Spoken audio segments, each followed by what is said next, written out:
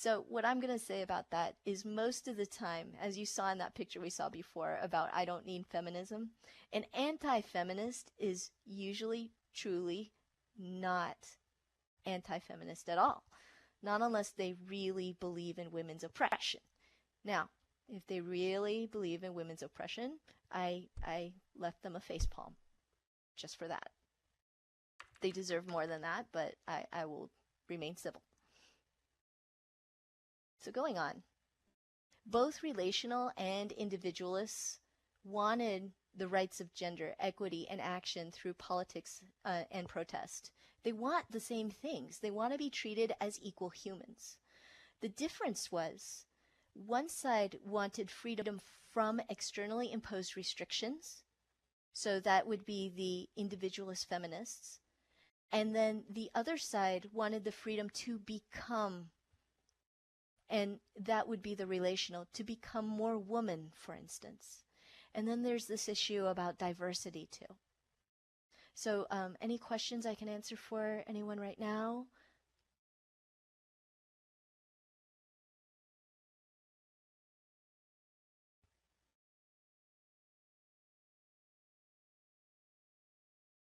That's a really good question about feminism when it is equality for all. I wonder, I'm going to address that in a little bit because I want to, that's a lot, that goes into a lot of discussion and it's a really interesting discussion.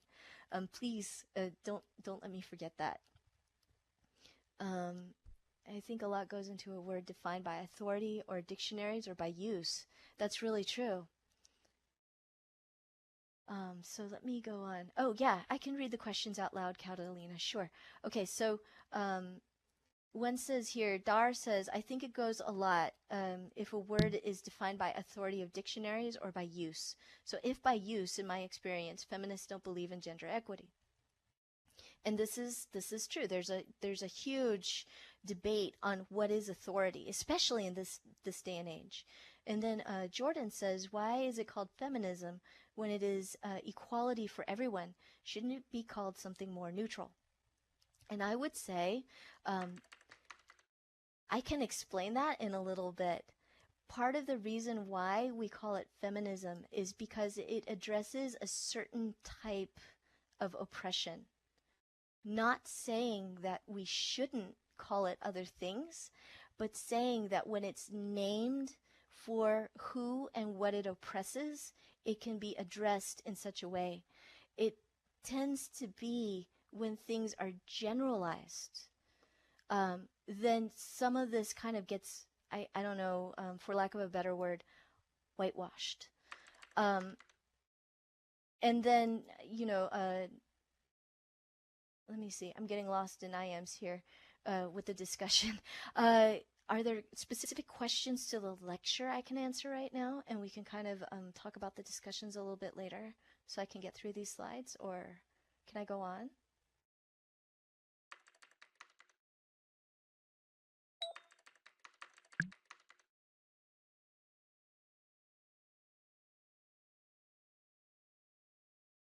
Okay, I'm going to go ahead and continue.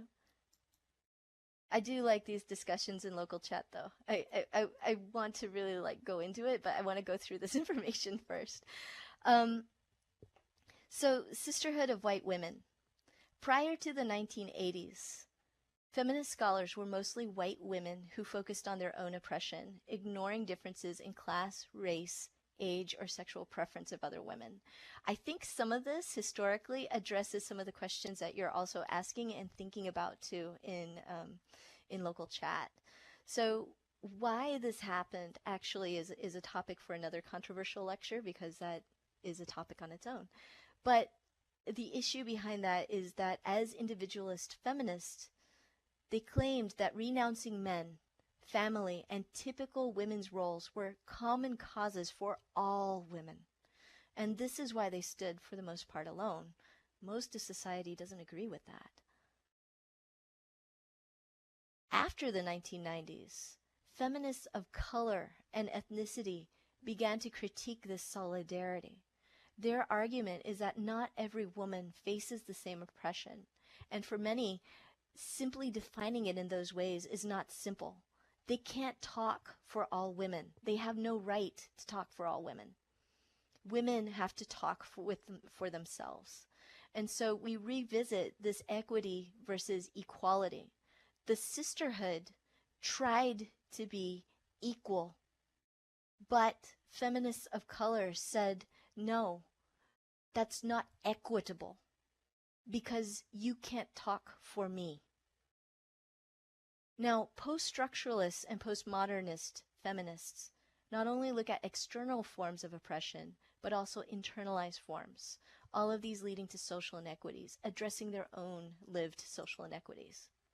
Unfortunately, by this time, around the 1980s, there was already, because of what this sisterhood did, a huge social backlash, and hence the negative stereotypes of feminists had already been established. So because some people took radical individualist views, you get, and I love this quote, feminism was established so that unattractive women could have easier access to the mainstream of society. And Rush defined this. Rush Limbaugh popularized the term feminazi around the 1990s. So based on what we already know from historical context and things like that, it's really interesting, and I would say we should challenge some of the popular media that decides to define feminism in certain ways. And understand too, with the popular media, they do that because dehumanization is such an easy way to avoid the issue. And I think in some ways, I don't know, to me, sometimes that type of labeling is what it's doing. And I'll talk a little bit more about that in a second. But historians believed that these uncompromising claims, anti-family, anti-men, were the seed for that popular stereotypical view of the reactionary, angry lesbian feminist. That, and people simply assumed if you were a feminist, that's what you were. And I would say people still assume that. The problem with this, though, is that these extreme reactionary feminists are taken to represent all feminists. And that's not really fair. That's not fair at all. And my explanation for that is, well, take a look at the Christians, right? So if I look at this and I say, oh, look, it's the Ku Klux Klan. They're Christians. Oh my gosh, my neighbors are Christians and I'm Asian. Christians must hate Asians. Dude, I better spray my house with fire protectant, get double locks on my doors, or hell, maybe I should just move to a Buddhist community where I'll be safe from them, from Christians. Feminism becomes a dirty word due to the same exact logic that you see here. You can't and shouldn't pigeontail a group, a small representative group that calls themselves Christians just because of what a small group does. But this illogic is a problem. And part of that problem is because it keeps us from talking about the actual issue, which is equity. And the reason why is because as soon as we say feminism, as soon as we say women's rights, the fact that there's still to this day issues about women being told that they are less. There's no word for it to address that specific type of oppression or that specific type of issue. Because a lot of women are afraid to speak out because they're afraid they're going to be labeled as feminists. So what ends up happening when you popularize a term in a way that creates these negative stereotypes is you silence the issue and it never gets addressed. So, like I said before, I kind of went through some media and I ran across this college student that created this graphic because she was thinking through the ideas and the issues herself. And she initially said, I'm not a feminist, but, and you can read through some of these things, she believes in equity and equality and human rights and that women should be, deserve to be treated like everybody else. So at the end, you can see she says, So maybe I am a feminist. So, any questions so far?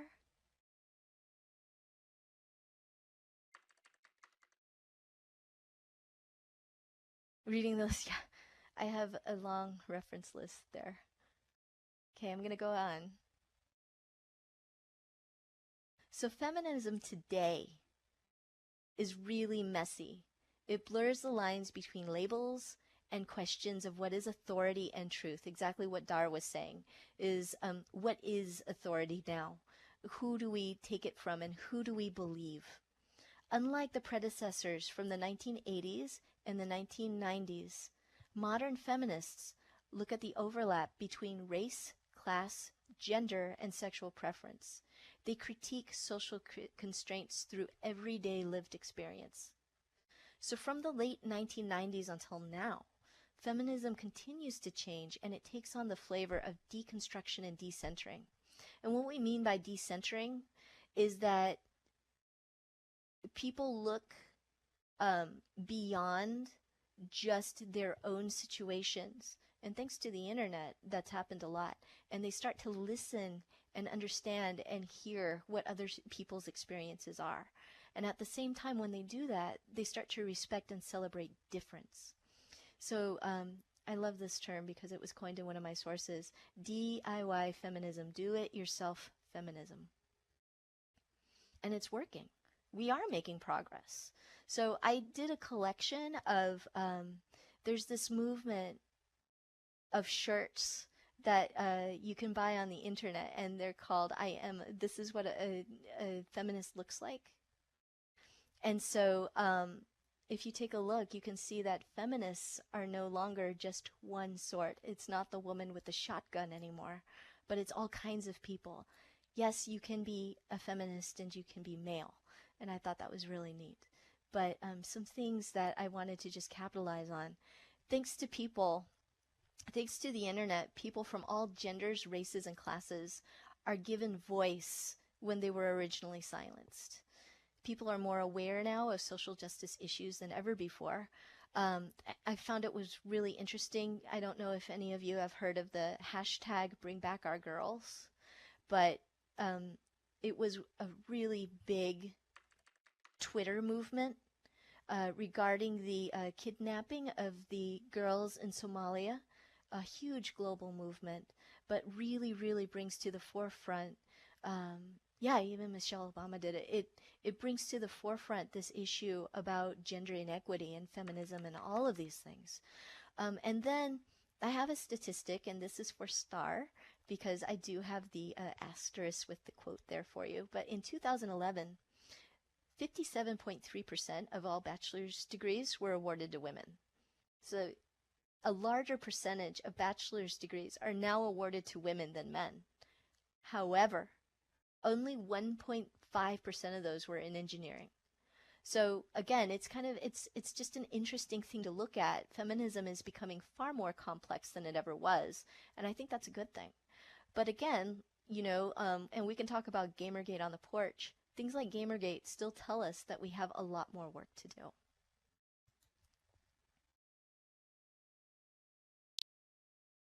So some talks about the future. Today's feminism is about embracing individuality while advocating for equity. And some of the questions that I even pose to everybody here is, where do you stand? What actions can you do? And will you do them? How will you speak up?